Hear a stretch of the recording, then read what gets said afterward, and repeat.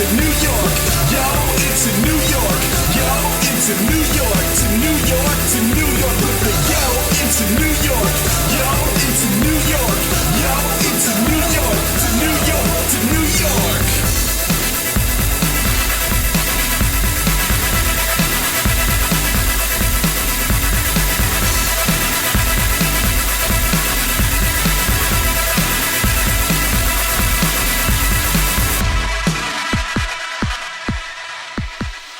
And welcome to Crash Chords Autographs.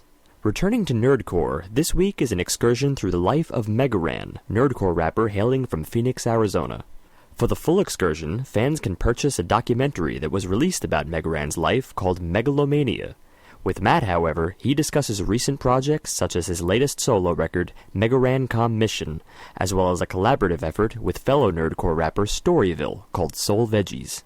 They also chat about how gaming has influenced his life and his music, what it feels like to be officially licensed by Capcom as an indie artist, and the transition from a teaching career to full-time rapper. This, along with his reactions to attending this year's WrestleMania, here's presenting Matt Storm and Megaran. Hello, Megaran. Hey, Matt. How are you, man? I'm good, man. How are you? Good. Thank you for taking the time to chat with me. No problem, dude. So, I first want to start by congratulating you on your recent engagement, as the internet has told us. So congratulations on that. That's awesome. Thank you. As someone who's also engaged and preparing for his own wedding, it's an awesome thing. And so I want to congratulate you from one fiance to another. Nice.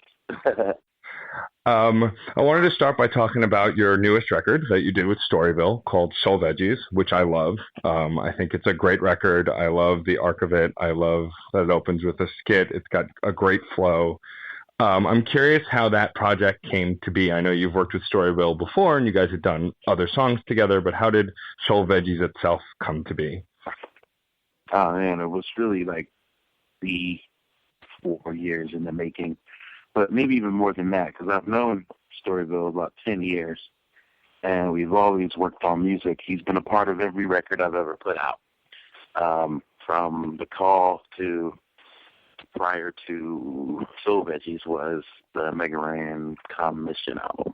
Right. So he's been a part of everything that I've done in some way, because he's so multi-talented. He's a rapper, he's a producer, he's a mix engineer, and a really good guy to bounce ideas and things off of. So having him around from the beginning has been a really good advantage. And every time I would get together to work with him on something, I would have some other side project thing that I was doing. And so that is what became Soul Veggies. These songs started to take shape. And they started off very serious. There was some very serious somber tunes in the beginning, but by the end, we just found a really comfortable groove, and we were making really fun, kind of happy, lighthearted records, which were things that I'd had a hard time doing in the past, and it came together like so organically and so well. And before we knew it, we had 12 songs, and I'm like, man, let's do something with this, and so.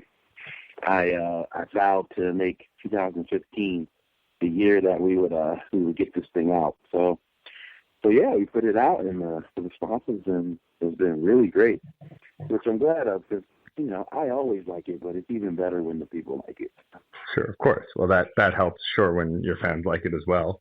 My next question is actually about one of my favorite tracks on the record, Medici Lions. So that song has an intro that's obviously a quote from somewhere, and there are quotes sprinkled throughout the song, the actual song after the intro.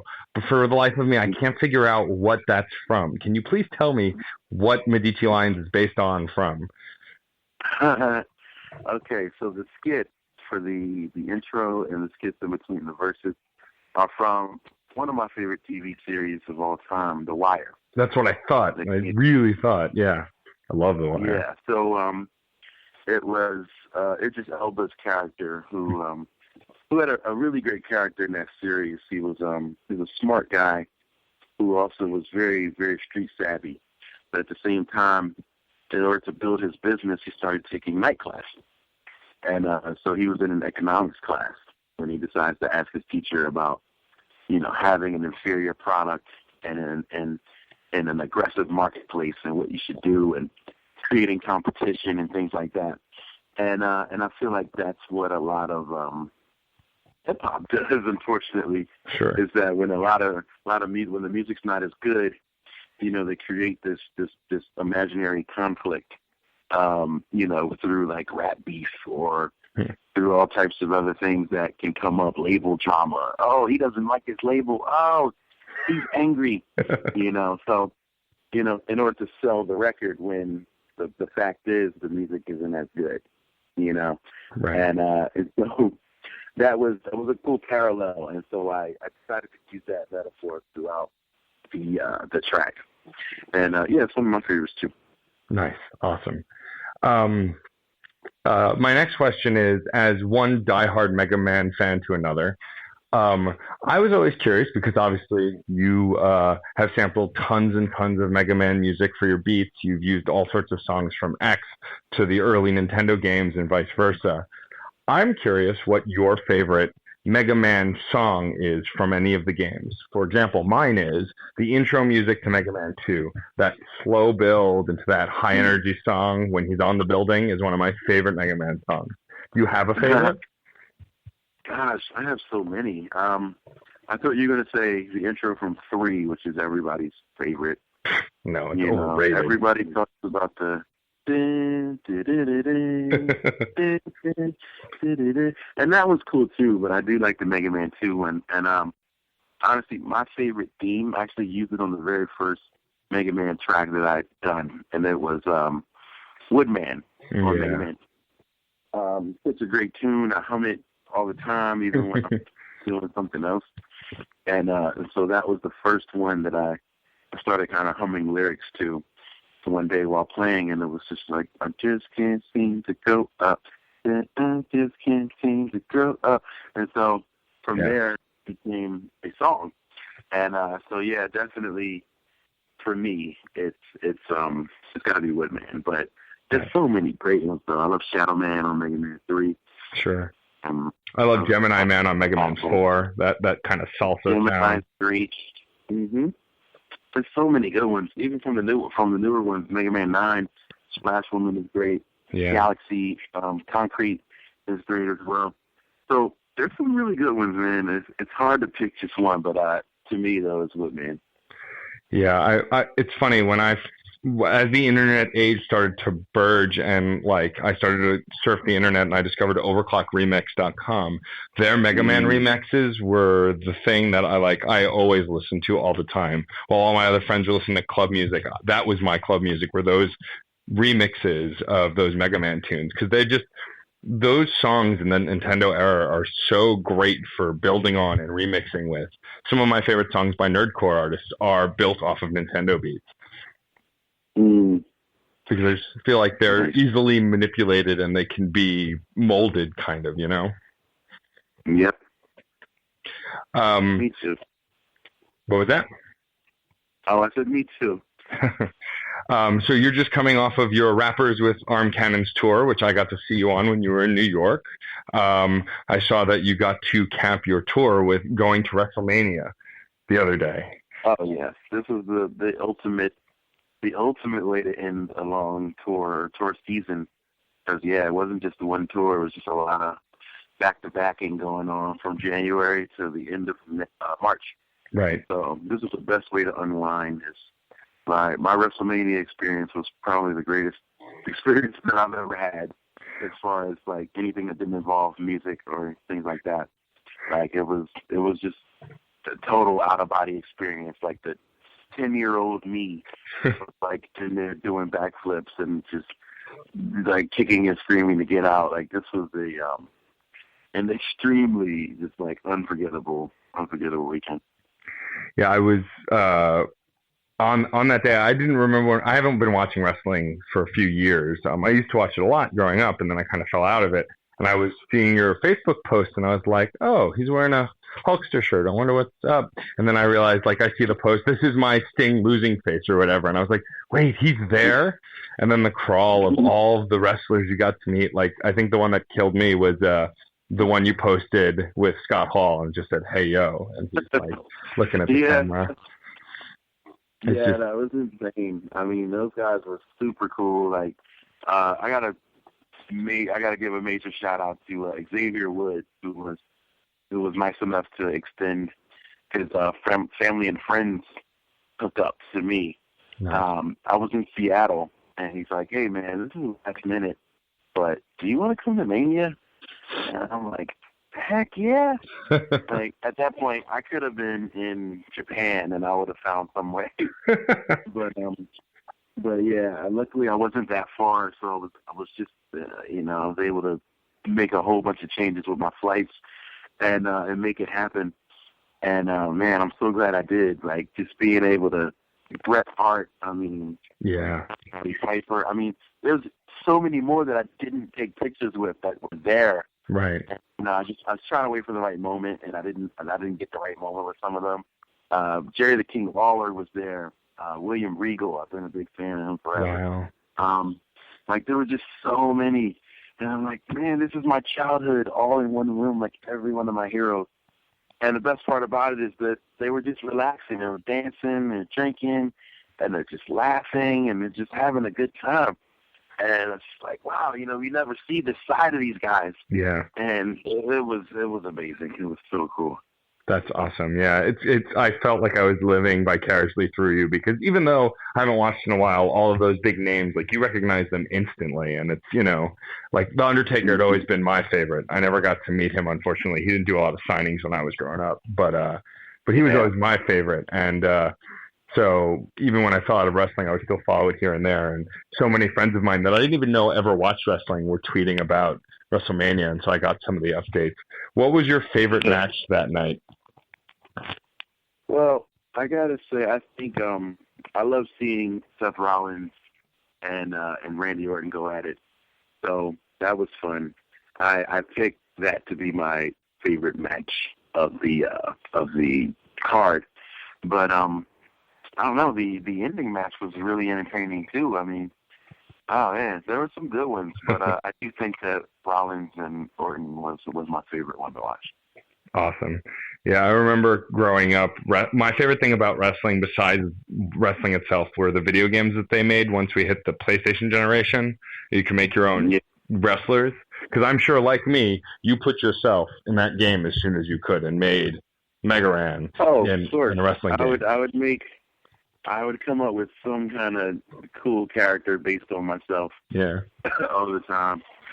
I had a guy, his name was the Bomber, and of course he was. Kind of, yeah, he was the Bomber, and his gimmick was that he had a whole bunch of different power bombs that he would do. Nice. It was like, like Taz with the suplex machine. He was kind of a power bomb machine. So he could just turn anything into a power bomb. Nice. Excellent. Yeah, I loved those games growing up. Based on your large library of music, and often you reference video games, clearly you are a gamer. And you've gone to the... no, not you. You don't play games, not at all. My next important question, because he's now in the newest Smash Brothers, and I play it a ton. How do you feel about Mega Man in Smash Brothers? Are you happy with the way he plays and how he was created? Yeah, when I first started playing Smash, and I'm not super good at it, so I just enjoy it. I just play it. But I thought like Mega Man was broken or something. Like he wasn't as great as I thought he was. Right. And then all my friends were like, "No, he's too good." So I looked back, and I think there was some kind of patch or something where they changed him up a little bit. Gotcha. And all of my friends now, they think he's a little too good. So I don't know. In the beginning, though, he wasn't as strong as I thought he would be, and I was disappointed at that. But I think this working. I think it works now. They're at a really good spot. Yeah, I think I noticed that too. My day job, I work in an office, and they have a Wii U in the cafeteria. So me and a few guys at work will Smash Brothers it up on lunch. And I was not great with him, but I played with him on principle because Mega Man's one of my favorite Nintendo characters. And then I started suddenly getting better with him. So you might be right. They might have just patched him. I might not have gotten that much better. Yeah, they might. So speaking to video gaming, and like I very much enjoyed for the last couple of years, you've done a year in gaming. You did it for 2013 and 2014. What inspired you to do those kind of gaming retrospective songs? Well, because there wasn't anything like that for me anyway. And I felt like everybody's year in review posts or blogs on gaming sites weren't that interesting. So I just wanted to spice it up a little bit. And it's highly inspired by, there's a gentleman named Skills who does something similar in hip-hop. Mm-hmm. He does these things called the wrap-up. And so he'll just wrap up the year in hip-hop. Oh, nice. And so I felt like I'm kind of I consider myself a bit of a hip-hop and gaming spokesperson. And so I represent both, Yeah. And so I wanted to do something that would encapsulate both of those. And that was it. I tried it one year, and it was super fun, and it worked out. And then I worked on the next one. And there were a couple people who asked me about it. I wasn't even going to do it. I didn't even think about doing a second one until I don't remember what it was, but there was something that happened near the end of the year. I guess it was Gamergate and all that. And I was just like, oh, this is a really, really crappy year for gamers. Yeah. And so that was kind of what made me do the second one. So there wouldn't have actually been another one if it weren't for something that drastic to come along to kind of, threaten the title of gamer, Sure. And so I felt like I had to stand up for it after that, Sure. I enjoy referring to your gaming and talking about how gaming has obviously influenced your rap career, obviously. I like how you talk about that moment when you started rapping over Mega Man beats and released that first Mega Man album and that Capcom reached out to you. I had a fun experience where I a couple of nights after I'd seen you in Samus, I was doing a burlesque show. I was doing sound for it, and Schaefer was hosting it here for the Dark Lord. Mm-hmm. And I mentioned that I got to see you finally because we talk about you a bunch because I was a fan and we like talking about nerdcore. And it's like, oh, you mean Mega Ran, who heard from Capcom, dun, dun, dun. So I enjoy that you bring the audience in, though, with that moment. You talk about how it was terrifying to be reached out to by Capcom about it, and now you're an officially licensed indie artist. How has that affected your career? I mean, obviously you do Mega Man work as well as other games and pop culture and even, straight up rap songs that aren't related to gaming. Do you feel empowered by this sponsorship by Capcom that they officially approve your work? Well, I of course do. I mean, that's something that would, I wouldn't be able to do it anymore if they hadn't, Right. Like this is something that they could have closed that chapter before it even opened, but they luckily didn't. I definitely feel empowered. It's such a great story to tell. It's maybe a little dramatized when it's on stage. I mean, sure, of course. It didn't quite happen like that, but that's okay. Sometimes it's still an amazing story to tell, and it's something that I'm extremely proud of because I didn't see that coming a mile away. So it's something that I'll always be able to remember and to tell my kids and my friends and like, wow, man, Capcom they actually know who I am. Yeah. I mean, it's a little different now because a lot of things are changing at Capcom without getting into too much, but things are a little weird for me over there. Like they don't necessarily talk to me or things like that.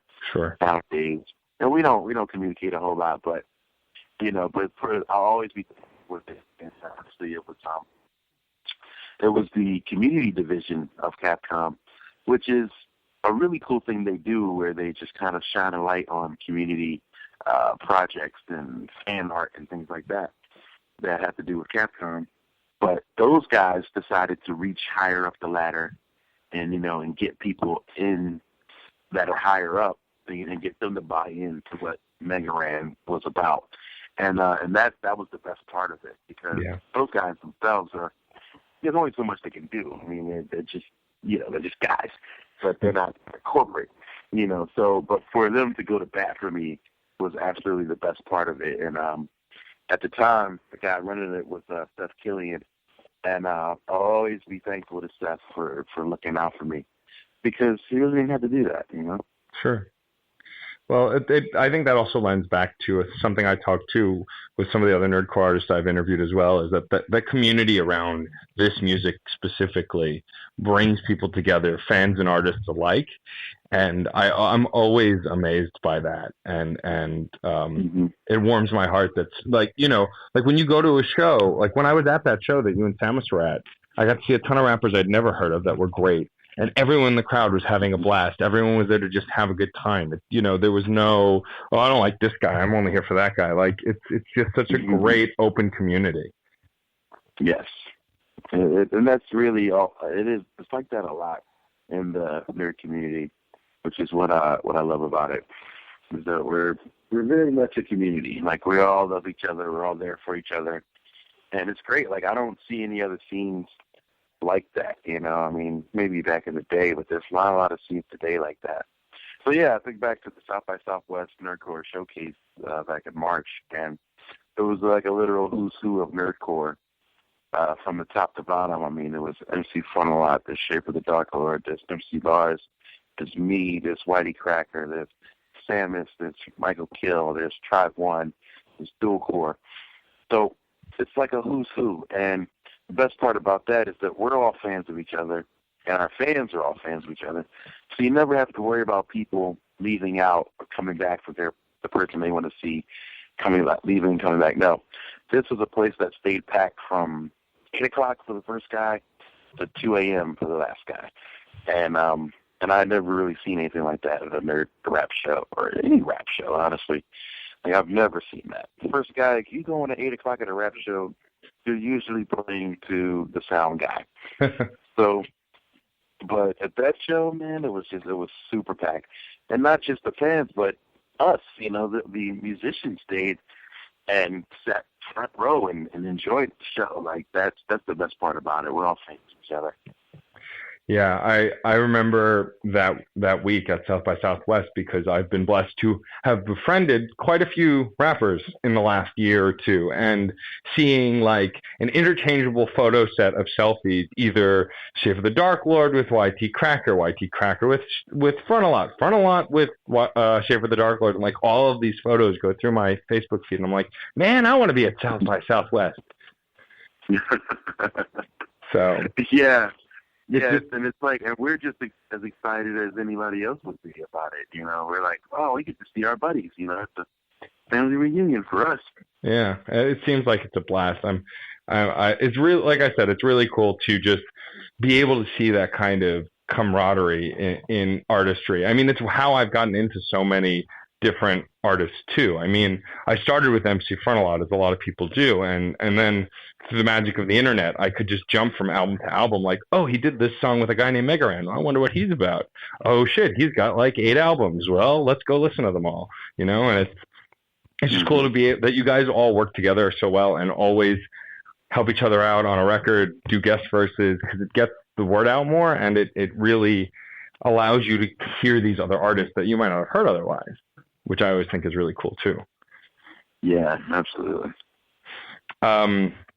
So you just finished a big tour, and it sounds like you're taking some time off from touring for a bit. Is there another solo Megaran record in the works at the moment, or are you kind of going to chill for a bit and kind of just focus?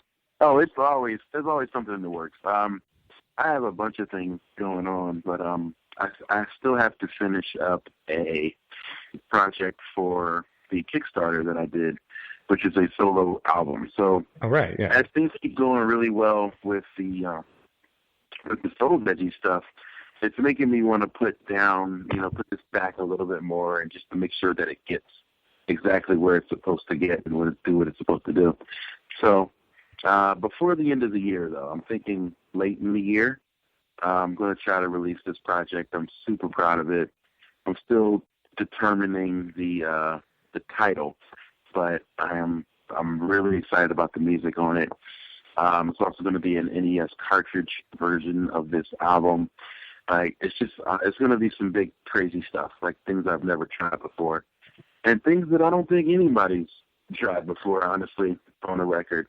So I'm really looking forward to it. Like, I just want to keep raising the bar and keep on considering and trying the new things and the impossible. You know? That's great. I mean, and it's exciting to watch that. And even though we've been talking a lot about your nerdcore roots and all the nerdcore music you've been doing, I also want to bring up one of my favorite EPs that you did, which actually wasn't a nerdcore release. It was more pretty much straight up hip hop. I mean, I guess everything you do is nerdcore, but I really loved Trap. I think that as a record and as a concept and just even what it stands for, I think was really cool to listen to. And I really love the messaging behind it, this kind of, trying to convey that TV and radio are poison. Where did the idea for that EP come from? Well, I get crazy ideas while I'm asleep, and they wake me up. It's so strange. Like, I'll get just awakened by a cool idea. And so that was one of them. I got up and it was like, Trap, television, radio, poison. Like, and so once I had that, I didn't know what I was going to do with it, but I had the acronym, and so I wanted to make it a double meaning, and then use like a more of a trap style of production on the album, which meant more 808s and double time hi-hats and a bit more of a commercial radio sound musically. But then I wanted to get much more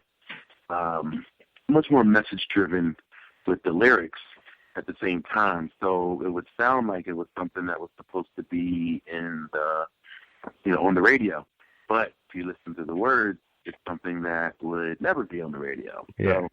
So, and that was really what I wanted to do. I wanted to try to mix in, like I always say, I try to mix in a little bit of the candy with the medicine, so that you get some ear candy. Because my problem with a lot of music with a message, or quote unquote conscious rap, is that it's not often palatable for a casual listener. It can be very, very hard to digest, and very direct and over your head and super dense. And I wanted to do things that had catchy choruses and things, but also were very, very overt with their message and what they were trying to convey. So I really like the album too. Honestly, it's some of my favorite stuff. The Trap album, I made a Trap 2, which was just for some very, I think I put it out for like a week. It was just for a couple of really good supporters, and then I kind of put it back away, so that there's something that I want to do something special. It's kind of hard in the digital age to have limited releases and things, because once it gets on the internet, it's there. Yeah. But yeah, I wanted to do something like that just for a little while, and it was right before a tour, and I decided to do a little bit more with that. And I really like it. I love the Trap album. Like I said, that's the one. When people aren't really sure if they're going to really get into me, that's the album I try to suggest to them. It's like, all right, you want some easygoing beats, some smooth stuff with some real lyrics, Sure. Yeah. And it pulls you right in. I mean, I thought it was really engaging. It was one of the first things I listened to by you, besides, of course, Megaran, the Megaran. Yeah. Before, like, and just, it was one of those things where I was like, oh, he does really great nerdy stuff and really great sincere with a message stuff. And that's something that you don't find everywhere in rap music or nerdcore. Some people kind of stick to one thing and don't kind of dabble in the other. And I like when an artist gets personal and talks about their past or the way of the world. It kind of brings you in, Yeah, absolutely. So, since you're done with your tour, and I imagine you're back home, do you have things that you prefer to do to unwind besides obviously, I'm sure you like to listen to music and relax and write music, but do you have any other hobbies? Obviously, video games is a big one, but a thing that you like prefer to do over others to relax and chill? Mm, well, there's video games, there's gadgets. I love to just kind of tinker with gadgets and stuff like that. Um, but honestly, reading and just kind of sitting still is the best thing for me. And it's hard. It's hard for me to do it. So when I do, I'm like, this is awesome. So, so I really enjoy that, like just being able to sit down and just sit still. Sometimes in quiet, like I don't even like to put music on. I just like to sit quietly because I don't get that very often. Sure. Well, as someone who's currently in the midst of planning his own wedding, hold on to those quiet moments because once you start the planning phases, they all go away, all of them. So. Yep, that's what I heard. And then then there's the marriage, and then there's the kids, and so yeah, quiet doesn't happen at all. I had, like I had said earlier, the pleasure of getting to see you live. A really cool moment, speaking a little bit back to digital technology and these releases, is that as you guys were getting ready to go on tour, you and Samus, you released a song together and then performed it live at that show. That kind of immediacy is really, really awesome. And I think the digital age is what allows us to do that you can kind of just put the song out and then perform it right away. Sure. When you're out on tour, do you have certain songs that you prefer to play live, like favorites over others? I know it's hard to pick your favorite song. That's an impossible task. But if you had a few favorites that like you really get jazzed to perform live, what would those be? Well, I love to get people, the songs that get people going. So Sock Hop is one of my favorites. Avalanche is another one that gets people going. I like Language Arts because everybody puts their hand up and wave it around and all that. Sure. Gosh, those are probably my favorites, and Splash Woman, of course. Sure. Things that make the crowd do stuff. I love that because to me, I learn by doing, and I feel like a lot of people do. So being able to see someone do something cool and then just do it, or I tell them to do something cool, and then they all just do it, and it looks amazing. So I love that. Well, and speaking to your live show and having people do things, I think one of the most amazing things that any rapper can do in front of me is freestyle because, like, my brain doesn't operate that quickly. So watching you say, everybody hold something up and I'm going to freestyle, and then watching you do it and just grabbing stuff from people. And I mean, how did you know that was a skill that you had? Did you just practice until it came to you, or is it something you could just kind of always do? Oh, man. Yeah, it was something that I picked up. I always freestyled back in the day, just growing up. That's how I kind of learned how to rap. And I just, I tried it one day, and it was at a show, Nerdapalooza, it was in Orlando or maybe Gainesville in 2007. And I just decided to try it one day, and it worked, and it went over super well, and I had so much fun doing it that I said, I'm going to do this more often. And so we did, and I just got better and better at it. I think now it's just a matter of practice. I drive doing it, like freestyling while I'm driving, I freestyle while I'm showering, I freestyle while I'm on the computer, like it's just a part of me now that just constantly keeps going. It's just like a mental, to me, it works with the crowd because it's like I try to equate it to like a tightrope act at a circus. This is like the lyrical tightrope because I could fall at any time, and that danger is what makes people so attracted to it. Sure. I could easily slip up at any moment, and then they would see me just fail, So that pressure is what keeps it going and usually keeps it very fluid.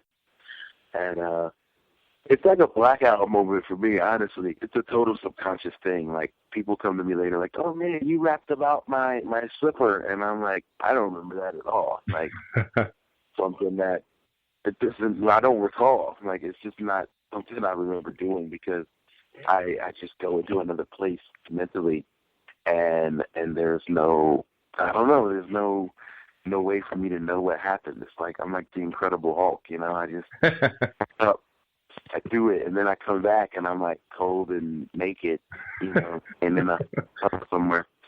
But but yeah, it's like super fun, but it's like it can be a little draining too in that same respect. But it's super fun.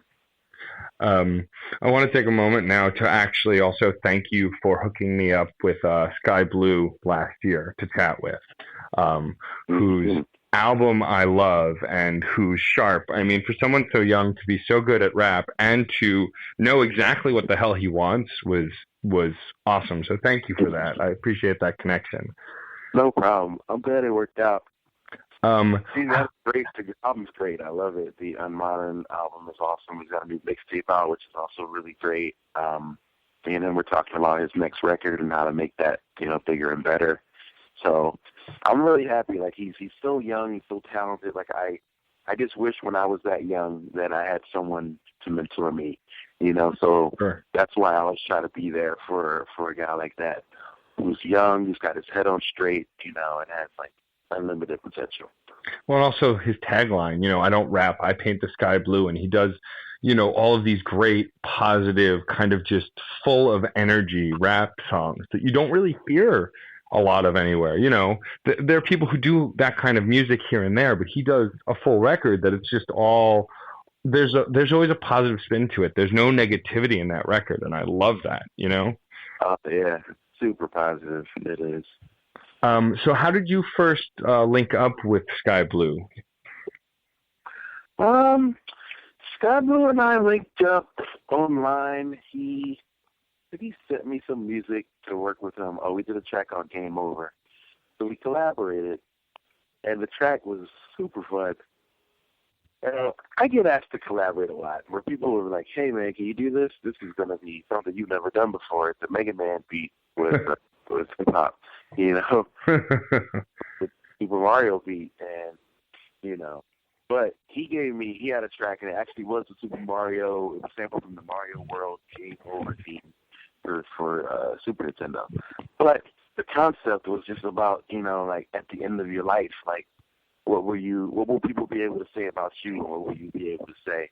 So it was deep, you know, so it's just like, man, so this is just the average, like, I eat you up like Pac-Man type, you know, raps. So it was a very deep concept, and I really liked that, and I liked the way his mind worked after that. And so since then, we just kept in touch. And I asked him if he would let me put out his record, and if he would let me kind of mentor him. You know, I felt like I loved where he was going, and I wanted to see him continue to make the right decisions and have people around him who had been there before. And so I decided to help him with his album. We took him on his first tour, and you know, since then he's still putting out some great stuff. That's excellent. It kind of, you know, it's cheesy as it sounds, it really warms my heart to hear something like that. You know, it's very easy for someone to hear something like that and go, oh yeah, I'll do this thing. All right, on your way, move it, you know. But to take that moment and realize that potential and then take it upon yourself to kind of help and mentor and mold is just, it's a really great thing. And so, you know, I'm sure he's thankful for it. And I think it shows in his music, because there's definitely care in that record, you know, and in that rap. So I think that's a fantastic thing. Oh yeah, he's making some great stuff. So obviously you just finished a big, you know, a fairly lengthy tour. I imagine you have no plans to go back out on the road anytime soon. You're going to kind of probably lay low for a bit. And yep, that's exactly it. I am not going anywhere until May at least. Well, maybe I may be heading out of town over the. I'm actually not. I think I'm staying in town the entire month of April. Wow, which is great. So I got a month off to recuperate, get myself together. just rest up for the next run and plan for the wedding and stuff. So I got a lot of planning to do. Cool. Well, it's awesome to get to talk to you about what you do, because your story as a nerdcore rapper especially also appeals to me because you weren't always a rapper. You were, or a full-time rapper. Mm-hmm. You were a teacher. Well, yeah, I think I was well, not always, but I was a rapper since I was about 16. So, but I was not rapping for a living until about 4 years ago. I was a teacher at an elementary school, not just here, but in Philadelphia and in Phoenix. I did a couple years of elementary and middle school. So yeah, I put my time in. I did hard time. I feel like after you teach elementary school, you can probably take on anything after that. Oh, absolutely. Like, drunk adults are nothing compared to like rowdy, hormonal teenagers, So talking about how long you've been rapping, so you said you've been rapping since you were about 16. What were your biggest influences back then? What kind of got you motivated? What artists got you motivated to actually start taking on rapping? Let's see. My biggest influence was and still is LL Cool J. Hell yeah. He's like one of the greats, man. Like I always was inspired by his versatility. So there's him. There's, let me think. Okay, so there was like A Tribe Called Quest. There was Gangstar, Snoop and Dr. Dre, Ice Cube, KRS-One, Eric B. and Rakim, and like Outkast, who probably inspired me the most. Nice, excellent. Mm-hmm. And I can definitely hear bits of those styles in your music for sure. I'll never forget when I first heard Bombs Over Baghdad by Outkast. That was one of those songs that I was just like, oh, you don't have to just do rap music one way. You can do it like that too, Yes, so there was definitely Outkast who showed me that too. It was like, whoa, you can do different things. Like, I didn't know you could do that. Like they definitely pushed the envelope, and they tried. They were so daring that it was hard not to be inspired by those guys. So the new record that you're working on, that you're looking to hopefully have out by the end of the year, is that going to be a more open book, nerdy record? Do you have any specific songs or content that you can share that you're working on, that you're excited about on that record?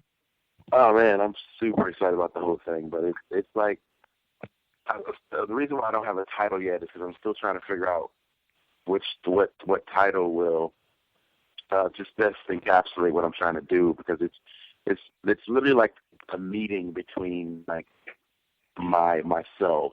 So there's like Random and Mega Ran, and so this is like the album that they would make if they both somehow split apart and collaborated on it. And so it's a lot of, like my earlier music, which was very soulful, very spiritual, very open book, and then there's the other side, which was the very super nerdy kid who, loves fantasy, loves comic books, loves escaping from reality. But so there's me meeting my hard reality as well as me trying to escape from it, both on the same record. And one of the tracks I'm really proud of is called The Meeting, and it's actually a track where Random meets Mega Ran. It's like right before a show. Mega Ran is about to perform, and he gets a visitor, and it's his old self. And so they have this really long talk before the show about where each other has been and where they're going, and I'm really, really like excited about that. K Murdoch does the beat for that, and it's a pretty sick concept. And between that, there's all kinds of things about just being self-aware and knowing your worth and your value and things like that. So some tracks with some of my favorite artists, Homeboy Sandman, Cool Keys is actually on the record. Trying to get a couple of more really like influential people to me to guest on the record as well. But it's very much rooted in hip-hop, but there's a trick to it that will completely connect it to my 8-bit self. And that's all I'll say. That's awesome. I mean, I like albums with a concept, and there's been no shortage of that in nerdcore for sure. But that song that you're describing both sounds fantastic from just a dramatic perspective, and it also sounds like the plot of a Doctor Who episode. You know, it's really cool. This idea of what would you tell yourself if you could talk to yourself from your past, you know, or your future. And I think it's kind of it's a really interesting concept. So that's really cool. The last question I'll ask tonight before we wrap up is, when you're writing a song, have you ever come across either a concept or a fandom that you wanted to write about that didn't work, or is there a fandom or concept that you're looking forward to trying to write about that you haven't yet? I guess Doctor Who would probably be the answer to both of those. Oh yeah. I love Doctor Who, but I haven't been able to bring myself to put Doctor Who into a rap yet. I know some of my friends have, and so I didn't necessarily want to do that same thing to those guys as doing the same concept and stuff like that. So I've heard it done really well, and I know that I wouldn't want to touch something unless I could do it as well. So Doctor Who is something I've thought about that I haven't been able to really get into. Wrestling is another thing that I thought about getting into, but I just haven't been able to. For whatever reason, like, wrestling is it's something I love, but I feel like crossing too many fandoms can, I don't know, it could be bad, you know? So I could rip open some sort of time-space continuum or something. Like, I don't know. Like, there's too many fandoms, no. But I don't know. So I feel like I've wanted to do it for a long time, but I wanted to do it in a way that wasn't corny, that was creative, that was excellent. Well, I know that if you ever rapped over some old school wrestling theme music, I would totally listen to that. Just saying. But I want to thank you for taking the time to chat with me. I know you've been super busy, and I appreciate you giving me the time. I'm such a huge fan, and I'm excited to see this new record coming out at the end of the year. I'm excited to see all the other stuff that you do, and I'll definitely catch you next time you're in New York. But thank you, Megaran, for taking the time to chat today. Oh, man. Anytime. Thank you, Matt. Thanks for having me. And this will be up. We've got a bit of a backlog of episodes, so it'll probably be out in like a month or so. As soon as it goes up, though, I'll send you an email with the link, and you can share it wherever. But I really do, as a fan, appreciate you taking the time. Oh, man. Anytime. Thank you, man. I appreciate you having me. All right. Take care. All right. Bye. Talk to you later, man. Bye. If you enjoyed these interviews, please subscribe to this and the Crash Chords podcast on iTunes, where you can also rate us and review us. You can also like us on Facebook, follow us on Twitter at Crash Chords Web, our Tumblr, and our YouTube channel. If you have any questions or comments, feel free to post in the comment area below each post. And keep the discussion going, because remember, music is life, and life is good.